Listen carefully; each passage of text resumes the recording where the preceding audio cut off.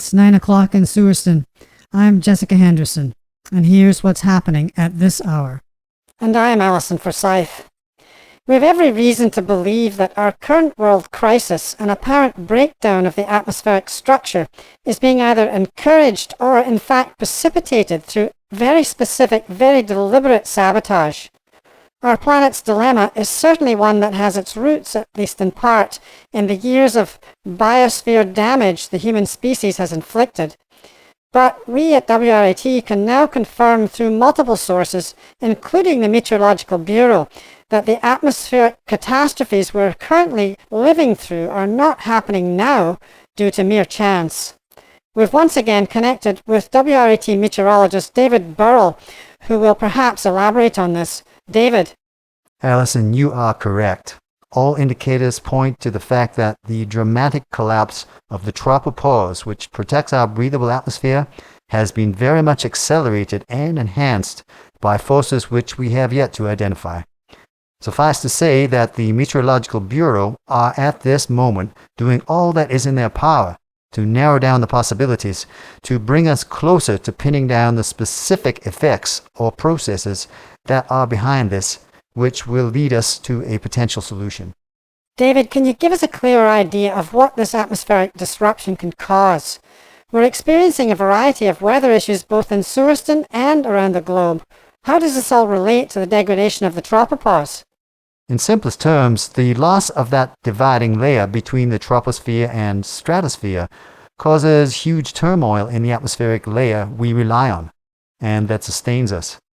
We all know, for instance, that the atmosphere, for the most part, gets both colder and thinner as we move further from the planet's surface. Imagine then that some of that very cold, dry, and thin air penetrates to ground level.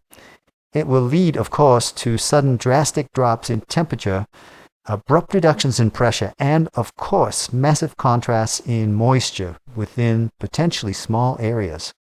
This latter can result in instant flash storms at the boundaries between the incursion zone and its surroundings, and these can easily be severe with devastating winds, hail, lightning, blinding snow, all depending on exactly where you are relative to the event. In most cases, at least for now, these events are isolated and short-lived.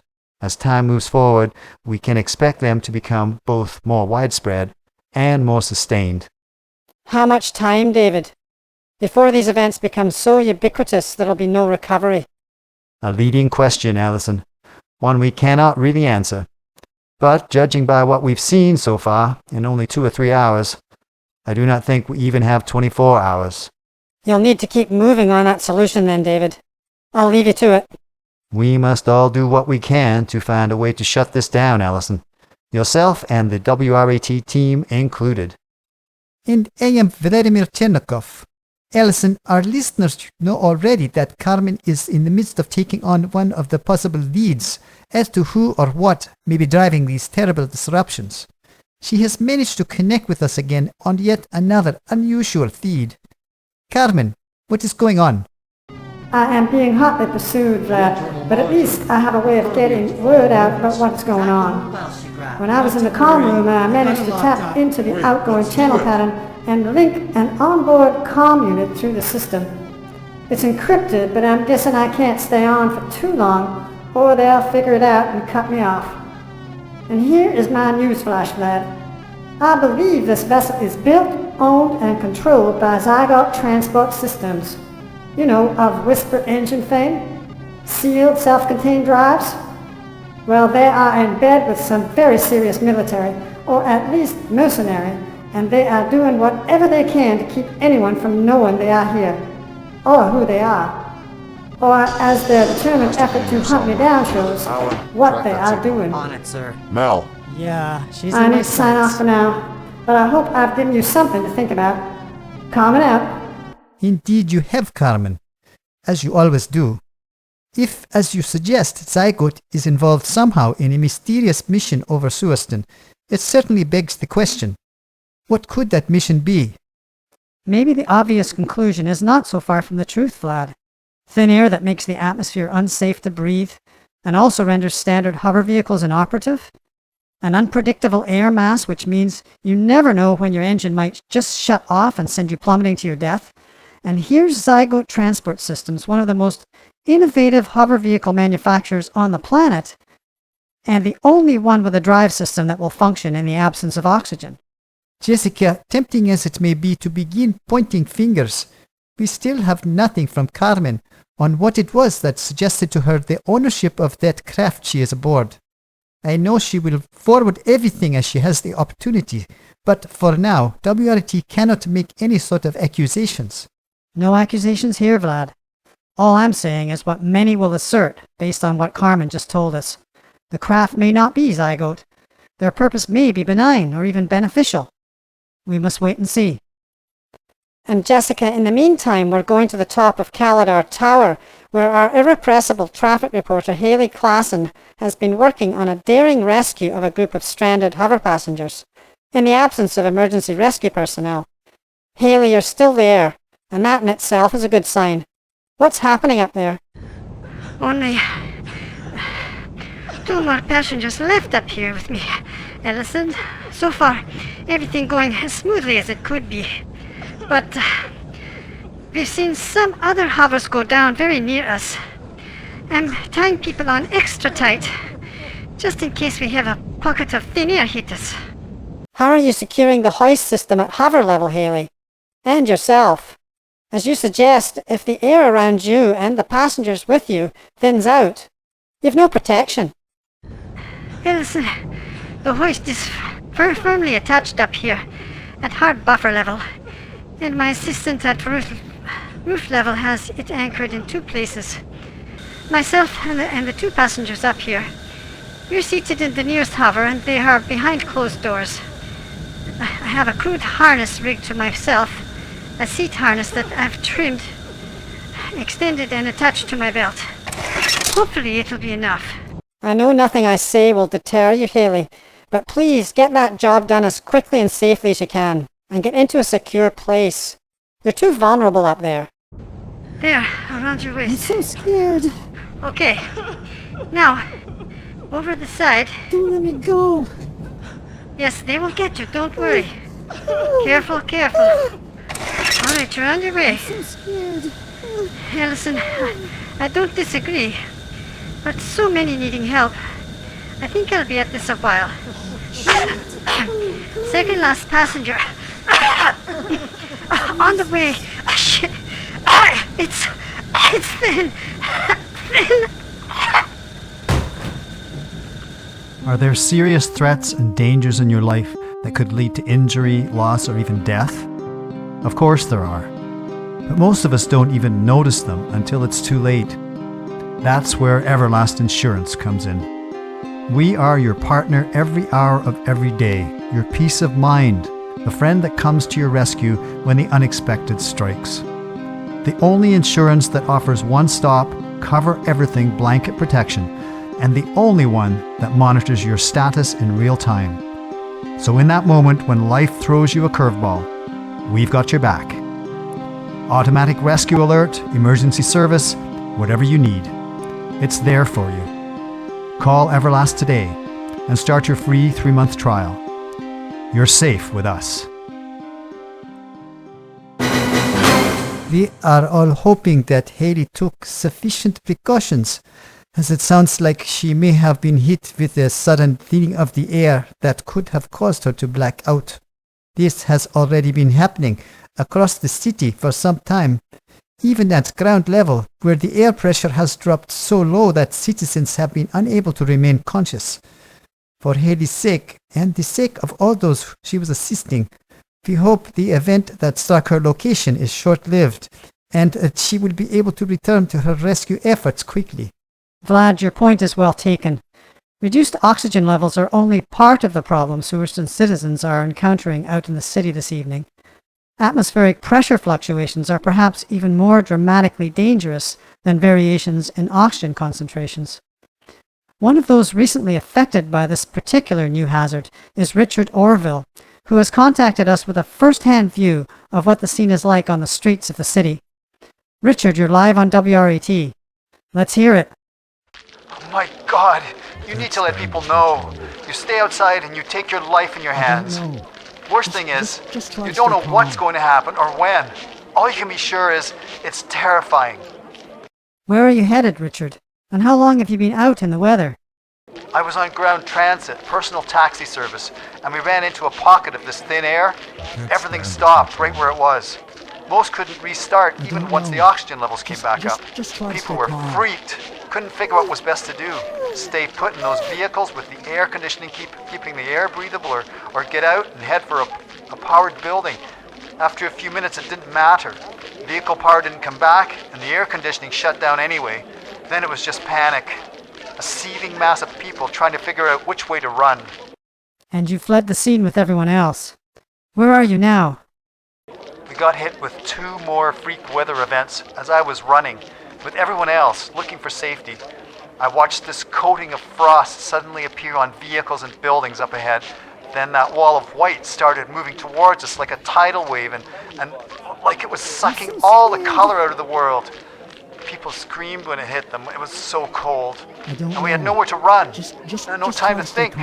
A group of us clung together and I braved it out. I've never felt so cold, but I think the clustering of bodies kept enough heat that we made it. Others didn't. Frozen to death inside a minute. And only a couple of minutes ago we hit another thin air patch and a bunch more people panicked, couldn't stay calm long enough for the oxygen to come back. They died like fish out of water, gasping for air. It's a living nightmare. I don't understand why you and all those others haven't got yourselves into shelter, Richard. Hasn't there been a place for you to escape the wrath of this deadly weather? We think so, but everything we've passed is locked tight. We've tried almost every store, every office tower. Nothing is open. Or at least nobody's letting us in. And if we smash our way inside, we defeat the purpose. Break the seal and you're almost in the same situation as you are on the street.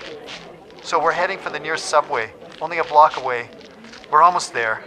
Wish us luck. Of course. The subway trains may not be operating, but at least the station should be sealed, and the platform area should accommodate... God, no! Listen, we just rounded the corner, and there's madness outside the station. What do we do now? We've got your location, Richard. I'm locking into... Yes, I see the subway entrance. Quite the riot. Stay back and stay safe. We'll send a couple of squads of SSF your way as soon as they're available. Meantime, just stay alive. Get them here fast, or there'll be none of us left to help.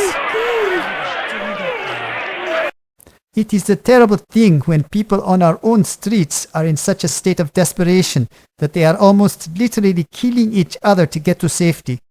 The SSF are certainly not the answer. Let us hope there are, indeed, answers out there. Our hearts go out to those poor stranded citizens, those all over Suriston, who are trapped by deadly circumstance and trying desperately to get to safety. Whatever WRAT can do, we will. Please don't give up hope.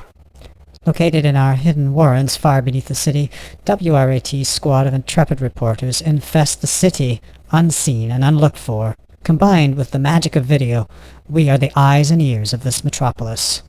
And we're here 24/365 for you. It would seem that those in Suriston sporting venues are amongst the lucky ones tonight, not just because they're in a relatively safe, sealed environment, but also because our teams are owning their respective venues. Tasha Mayfield has an update for us. Tasha? Yes, Alison, for the time being, our venues are the place to be, and I know our on-site reporters are reveling in the near euphoric atmosphere of both the Underworld Heap and the Warren. And it is to the Warren that we go first, where Suriston's odious invaders are establishing themselves as perhaps the greatest speedball dynasty in the history of the sport. Lena Lightning Smith is on the scene with the stunning scoreline. Lena? Yes, Tasha, the word dominating takes on a new meaning tonight as Socket leads her absolutely unstoppable invaders to what is sure to be a final scoreline that will be talked about for decades to come. Incredibly, the powerhouse Triple S have yet to seriously threaten Rattail in goal, as he has made only 3 saves in the match so far. Whenever Shanghai's forward line gets through the mid, They run into a veritable brick wall anchored by Trash Rashton and hammered home by her defensive wingers Kick and D-Bell. Trigger Trezeau and KK Ketcha have literally been shut out of the match, almost unheard of with the Scourge team this season. Only Suzu Suzuki has been able to squeeze any action past Kick Isaacs down the left flank, but with effectively no support, he's got nowhere to go. So, with our invaders absolutely ruling all areas of the pitch, it's hardly surprising that here at the half, the score is an unprecedented 28-0. 18 of those goals from Soccer herself, and one even from Rat Tail on the field-length toss. Second half gets underway shortly, and I'm sure the bruised, battered, and humiliated Triple S would rather just crawl back where they came from. I'll update you in a half hour. Lena, no team in the history of the sport has ever faced such a crushing pounding in a completed match, let alone just at half-time. Almost a goal every 2 minutes, and I'm sure pumped for more, the invaders are going to strike sheer terror into any opponent that faces them in the remainder of the season, especially there at the Warren. I almost feel sorry for the Spartan Scourge as they try to gather enough shreds of self-respect to reappear on the pitch. We look forward to your next report, and to hearing from your mysterious guest. I know the Double O are faring a little better at the Underworld Heap than the Triple S are at the Warren, but not a great deal better. Give us the scoop, Ghost. Less than half an hour to go, Tasha, and we're beginning to feel the desperation in the Osaka Oblivion squad as they struggle to keep pace with the high-flying tail thrashers here tonight. There is no word for give up in the cat's vocabulary, and she has thrown every conceivable twist at Banshee and her team over the past 20 minutes, but to almost no avail. One or two lone frags will never get the job done, but the Thrashers seem to have mastered this arena and figured out every last entry in the Double O playbook. Every team action, every ambush just seems to go nowhere, so the elusive Thrashers evade and counterattack to deadly effect. Banshee seems near unstoppable out there, and her squad flows like an insidious mist through the arena, everywhere and nowhere at the same time. A dance to the death, but neither side is backing down, and the Thrashers are dealing out more destruction than they're taking. So, it's about time for Kat's famous improvisational retaliation tactics, Ghost. I know her, and I know she's always ready to wing it when the strategies the Double O know best are just not working. We seen any signs of her breaking the mold yet? Twice, she has surprised solo players with an unexpected pincer maneuver, anticipating where the Thrashers are moving to, but Banshee's strategy of divide and conquer has left the cat with little to move on. I am not unfamiliar with the effectiveness of that strategy myself from my own days on the circuit. They cannot hit what they cannot see. Certainly no coincidence your tag was Ghost when you wore the uniform. Your reputation precedes you. So how does the score stand? It is 103-68 at last count, and your moment has finally come, Tasha. The Thrashers attempting a crushing slam and being completely flattened by a cat special. A total unexpected, intuitive reversal, felling the entire Surston squad in a clean, beautifully executed retaliatory maneuver. Pulls the Oblivion count up to 73 and will raise Banshee's hackles yet another notch. Anyone who thought this match could not get more intense does not know these teams. We'll see what misery they wreak on each other as the final period unfolds. It is a contest I would have given much to see, my friend, and you can be sure that when it comes to the finals, I will find some helpful, eager, career-minded player to take over this desk for the evening. Allison, back to you. I don't think we ever get tired of the excitement these matches bring to the airwaves, and even for the non-sports-minded, the sounds of those games unfolding, it's very difficult not to get caught up in them. Thanks to Tasha and her team for engaging us on this night of nights. And Ellison, I know our listeners are just as eager to know what has been happening at the North Terminus Lifestyle Center, where disaster has followed disaster since we began our broadcast earlier this evening. We have WRAT reporter Melanie Ross on the line again to give us an update on the chaos over there. Melanie, where are you? Vlad, it truly is, as you say, chaos down here, and I can't talk long. There are 3 levels of track at the subway access hub, and I've so far spotted at least 20 armed and very determined troublemakers down here. I was able to take down nearly half those I've seen with my whip and a few well-placed stun grenades, and the rest have fled downwards. I'm moving to level 2 now and expect... Shit, that was close. I'm taking it back way. They're sitting waiting for me here. Melanie, I thought these were just rabble-rousing citizens, but they don't sound unprepared. Are you getting any help from the authorities? From security? Not a chance. On my own on this one, Vlad. And those are for sure not the average citizens. I'm facing well-trained, well-armed mercenaries with an agenda that was already in place before the lightning took out this center's power. This incident is staged, it's planned, and it was going off as expected until I showed up and started running the party. Now I am pissed, and let's see where that takes us. I know.